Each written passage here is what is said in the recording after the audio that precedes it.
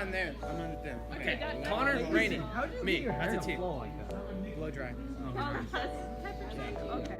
You gotta like, when it's wet hair, you gotta. Yeah, he gives you a lot. You do get a lot. No, it's just really easy to point out people being dumb. I meant one. That works. Yeah! Oh! Come on! Got some pocket juice.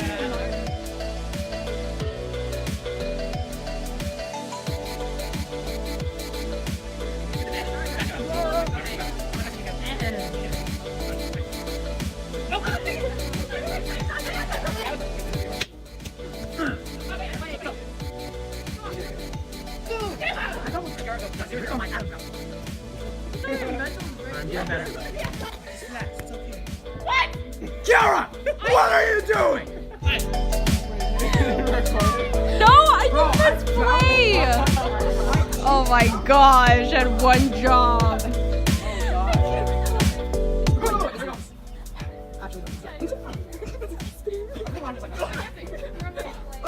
Yeah, that's what I thought.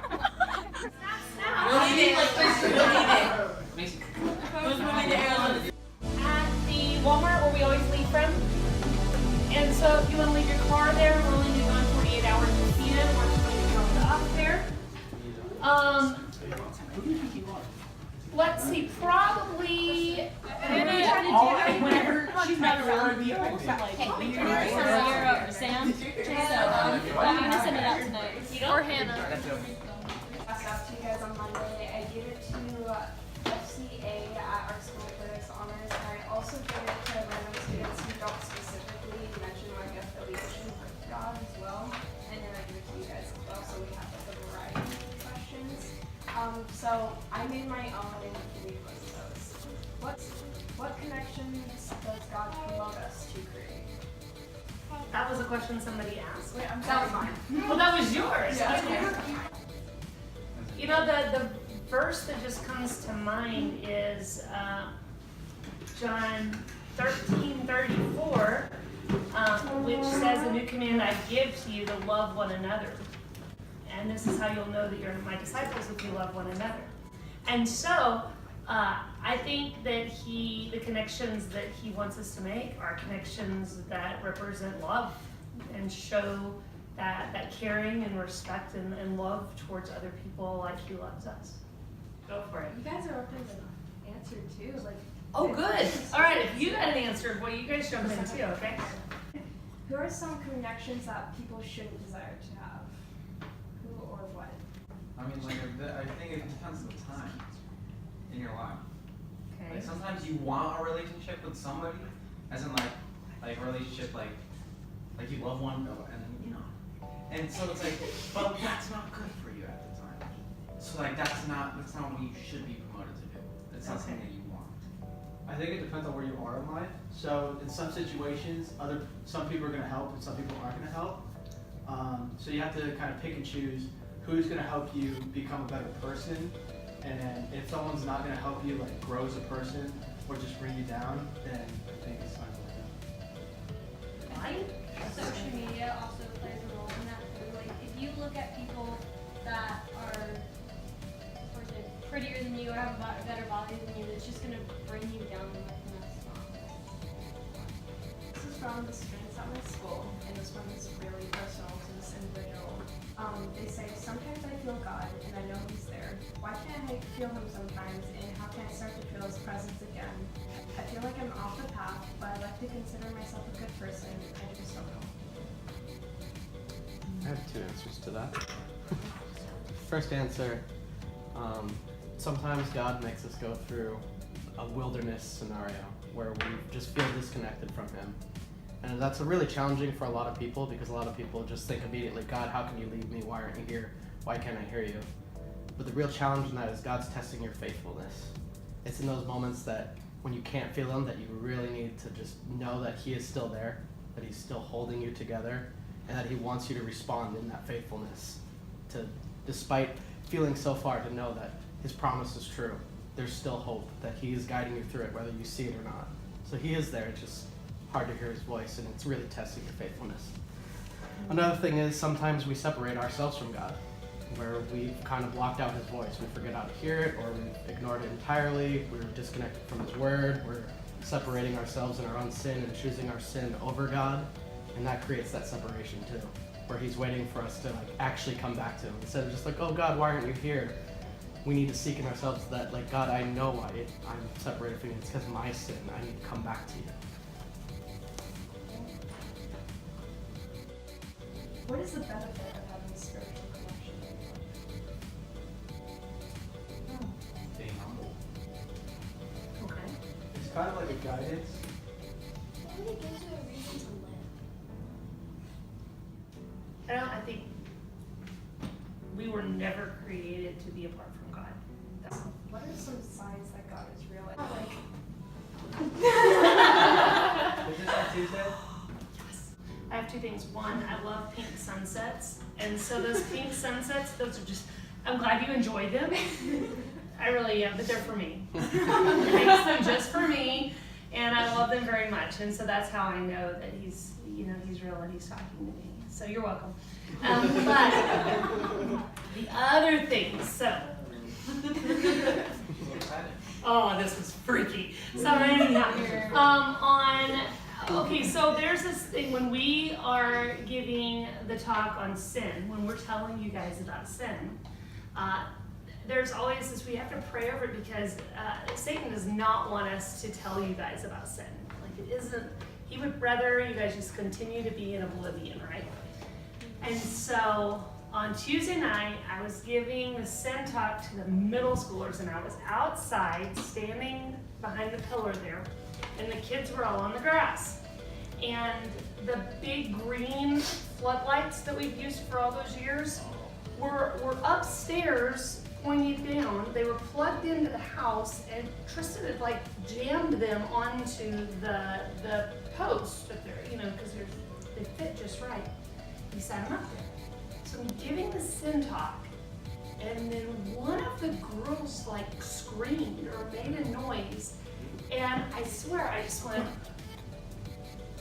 just like that, and the thing came crashing down on the ground, like right there, and we're exactly where I was standing, and everybody was just like, ah! They were freaking out. Were you freaking out? Everybody's freaking out. Everybody's freaking out. That's crazy. That stupid light almost fell on you. It was scary, and the one of the little girls, who's a little sixth grader, she's like, if you would have died, I would have never come back to club. So, I got hit by a car. Knew it! It was like 4 years ago. So I was riding my bike, and I didn't have a helmet on or anything. And so I got hit on the street, and I bounced on the street onto the sidewalk. And like I don't remember like how I got to the sidewalk, but the sidewalk was like 6 inches above the street, and I didn't hit my head or anything. I just kind of landed. Like it sucked, but like I wasn't seriously hurt or It's an anything. angel. I don't know. Like, somehow I ended up on the sidewalk. I still can't believe it. I was like 5 or 6 feet from the sidewalk too when I was hit, so I couldn't believe it. I thought that was something pretty far on that. I feel like it's like the people that he puts in your life. Like, I don't know, like this crazy guy going over here. Wow. No, like we were both kind of going through like the same thing, and kind of like the fact that we like both met when we were going through almost the exact same thing at the time. It's like crazy. And we're literally the same person, and it's embarrassing. So one time I was a kid sleeping in my parents' room, and I saw this light in the bathroom. I could have sworn like we didn't have any night lights or anything, so I thought someone was using the bathroom. It was my mom. So I got up and went in there, and no lights were on or anything, but I turned, the way our layout is really awkward. It's like a weird octagon. So I turned over, and I recall seeing this brief figure, but it was mainly just bright, like LED light. And then I heard my mom talking in the living room from the other place of the house. So I went back and I laid in bed. And this is where I knew it wasn't a dream, because every time I was a kid and went to bed, I'd stack pillows next to me because I was afraid of the closet. So I went back and I laid in bed, and I woke up the next day and I had the pillows, and my mom was now next to me. She wasn't there before. So I always thought that was my guardian angel. That's cool. Are you sure you didn't mistake the Mario Kart mushroom for a different mushroom? So this is direct basically revolved around my project because I want to know how connections help with your future path, like how they can help you with lessons, things like that. So how does one's connection with God impact an individual's path towards their future? I think when you're in a consistent relationship with Jesus, it makes a big difference in your life because you are having that connection with Him as He is constantly like pursuing us. We're also pursuing Him, and I think that's like a two-way thing. Whether no matter what relationship you're in, but I think God, like a relationship with God is more important, the most important relationship by far. But to like connect that with the future, I think for me as I've like grown up in like an active Christian home, I've always kind of had that implemented in me, I guess, and that's kind of like helped me, or that's helped me significantly of like what college I was going to go to, or what major I was going to do, or what to do in the future. As God just kind of like had things kind of like direct me in things, maybe not exactly what I thought it was going to be, but it's kind of like shifted. And you know, I feel like when you do have that relationship with Him, you have this peace. You're like, okay, yeah, this is where God wants me to be, and so that helps with your future and knowing when you're making those big decisions because you're constantly seeking Him and hearing His voice. So a lot of people go through doubt at some point in their faith. What do you suggest that they do in that time of trouble? You should start praying. Excellent.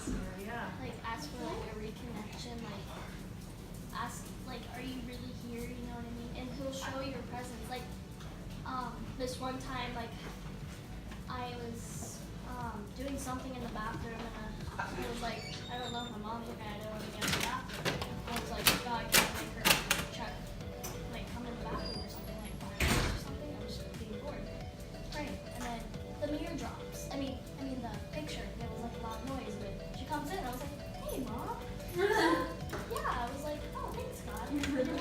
So it's just like a connection, like you have to ask for His presence. I notice a lot of times with myself and especially with you guys, you'll go MIA on me. And so what I notice is when you start doubting God and life gets tough, instead of like leaning into relationships that are going to reconnect you with God and help point you back in a community that's helping kind of support you and say, yeah, I know you have your doubts, but I want to be and surround you. What happens is we kind of go MIA, we go away from that. And so I think one thing to say if someone's feeling doubt is like lean into your community. Even if it's a struggle to be there, even if it You're not supposed to go to the doctor.